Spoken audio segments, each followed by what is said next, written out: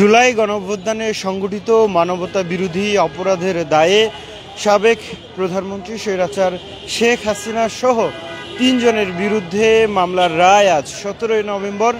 আলোচিত সেই 17 নভেম্বর, যেই নভেম্বরে সাবেক প্রধানমন্ত্রী, সাবেক স্বরাষ্ট্রমন্ত্রী আসাদুজ্জামান খান কামাল এবং সাবেক পুলিশ প্রধান আইজিপি আব্দুল আল মামুন 3 জনের রায় ঘোষণা হবে আজ।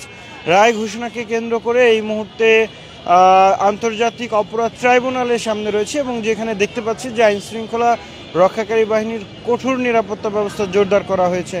আমার পেছনে দেখতে পাচ্ছেন যে বিজিবির সদস্যরা, বর্ডার গার্ড বাংলাদেশ বিজিবির সদস্যরা রয়েছেন, ঠিক তার পাশেই পুলিশের সদস্যরা রয়েছেন, ভেতরে র্যাব এবং সেনাবাহিনীর সদস্যরা রয়েছেন। আমি যদি একটু আদালত প্রাঙ্গণ ঘুরে ঘুরে দেখানোর চেষ্টা করি তাহলে বলা যায় যে সামনে যে জায়গাটি রয়েছে সেই জায়গাটিতে বিজিবি সদস্যরা যেমনই রয়েছেন ঠিক তেমনইভাবে আজকে কিন্তু আন্তর্জাতিক অপরাধ ট্রাইব্যুনালের যে প্রধান ফটক সেই ফটকটিও আটকে দেওয়া হয়েছে এবং এখানে কোনো ধরনের যানবাহন ভেতরে প্রবেশ করতে দেওয়া হচ্ছে না। যারাই ভেতরে প্রবেশ করছেন তাদেরকে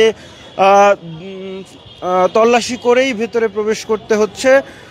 সেটি এছাড়াও যারা সাধারণ মানুষ রয়েছেন পরিচয়পত্র ছাড়া কাউকেই কিন্তু ভেতরে প্রবেশ করতে দেওয়া হচ্ছে না। আমরা যদি দেখানোর চেষ্টা করি আরও সামনে, এই মুহূর্তে দেখছিলেন যে সেনাবাহিনীর সদস্যরা এই জায়গাটিতে রয়েছেন এবং বিজিবির সদস্যরা রয়েছেন এই এপিসির ঠিক সামনে, কিন্তু আমরা দেখতে পাচ্ছি তাদের এবং এই জায়গাটিতে এপিসি সহ সেনাবাহিনীর সদস্যরা মোতায়েন রয়েছেন। আরও একটি সামনে যাব, আন্তর্জাতিক অপরাধ ট্রাইব্যুনালের সামনে এই উপস্থিতি, গণমাধ্যমের উপস্থিতি রয়েছে এবং সেখানেও কিন্তু র্যাবের সদস্য এবং পুলিশের যে এপিবিএন সদস্যরা, আর্মড পুলিশ, সেই আর্মড পুলিশ কিন্তু মোতায়েন রয়েছে। দর্শক, যেমনটা আসলে বলছিলাম যে সাবেক স্বৈরাচার প্রধানমন্ত্রী শেখ হাসিনার বিচারের যে রায়, সেই রায় আজ দিবে আন্তর্জাতিক অপরাধ ট্রাইব্যুনাল এবং সেই রায়কে ঘিরেই কঠোর নিরাপত্তা ব্যবস্থা জোরদার করা হয়েছে। যদিও এই রায়কে বানচাল করার উদ্দেশ্যেই আওয়ামী লীগের নিষিদ্ধ সংগঠন আওয়ামী লীগের পক্ষ থেকে শাটডাউন কর্মসূচি ঘোষণা হয়েছে। 2 দিনব্যাপী সেই শাটডাউন কর্মসূচির চলছে এবং সেই কর্মসূচির মধ্যেই গতকাল সারা রাতই আসলে ঢাকা শহরের বিভিন্ন এলাকায় আমরা ককটেল বিস্ফোরণের মতো ঘটনা ঘটতে দেখেছি। যদিও গতকাল কোনো বাসে অগ্নিসংযোগের ঘটনা ঘটেনি। একটু শেখ হাসিনার যে রায় ঘোষণা করা হবে সেই বিষয়টি নিয়ে একটু জানিয়ে রাখি যে প্রথম অভিযোগে বলা হয়েছে যে 24 সালের 14 জুলাই গণভবনে শেখ হাসিনা আন্দোলনকারীদের রাজাকারের বাচ্চা ও নাতিপুতি হিসেবে আখ্যা দেন এবং এরপর সাবেক স্বরাষ্ট্রমন্ত্রী ও আইজিপি সহ ঊর্ধ্বতন কর্তৃপক্ষের প্ররোচনা ও নির্দেশে আইন শৃঙ্খলা বাহিনীর সদস্য এবং সশস্ত্র আওয়ামী সন্ত্রাসীরা নিরীহ নিরস্ত্র ছাত্র জনতার উপর আক্রমণ চালায়। দ্বিতীয় অভিযোগে বলা হচ্ছে হেলিকপ্টার, ড্রোন ও প্রাণঘাতী অস্ত্র ব্যবহার করে আন্দোলনকারীদের হত্যা ও নির্মূলের নির্দেশ দেন সাবেক স্বৈরাচার প্রধানমন্ত্রী শেখ হাসিনা। সেই সাথে তিনি হত্যা করা হয় হাজারেরও বেশি আন্দোলনকারীকে এবং পলাতক স্বরাষ্ট্রমন্ত্রী ও গ্রেফতার সাবেক আইজিপি অপরাধ সংগঠনের নির্দেশদাতা এবং সহায়তা ও ষড়যন্ত্রের মাধ্যমে মানবতা বিরোধী অপরাধ করেছেন। তৃতীয় অভিযোগে বলা হয়ে থাকে বেগম রোকেয়া বিশ্ববিদ্যালয়ের ছাত্র আবু সাইদ হত্যাকাণ্ড।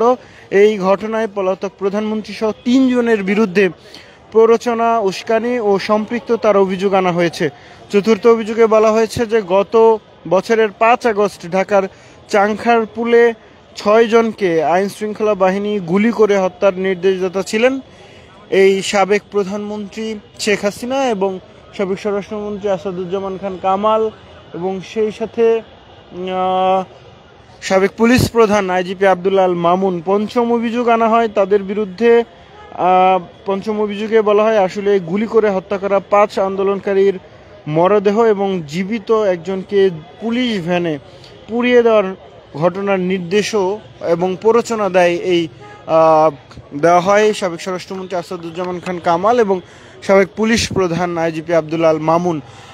দর্শক, সরাসরি দেখছিলেন আন্তর্জাতিক অপরাধ ট্রাইব্যুনাল থেকে, যেখানে থেকে দেখানোর চেষ্টা করছিলাম যে আইন শৃঙ্খলা রক্ষাকারী বাহিনী পুলিশের যে নিরাপত্তা ব্যবস্থা জোরদার করা হয়েছে সেই বিষয়টি, এবং জানানোর চেষ্টা করছিলাম এই মুহূর্তে মামলার যে কার্যক্রম সেটি আর কিছুক্ষণের মধ্যেই হয়তো এই কার্যক্রম শুরু হয়ে যাবে মামলার, এবং সেই মামলায় আজকে আসলে কি রায় ঘোষণা করতে যাচ্ছে আদালত, আন্তর্জাতিক অপরাধ ট্রাইব্যুনাল, সে বিষয়টির দিকেই আসলে সবার মনোযোগ রয়েছে। এবং সেই সাথে এই রায়ের মাধ্যমে বাংলাদেশে মানবতা বিরোধী অপরাধের দায়ে প্রথম কোনো প্রধানমন্ত্রী অভিযুক্ত হবেন এবং তার বিরুদ্ধে আদালতে এই রায় ঘোষণা করা হবে বলে জানা যায়।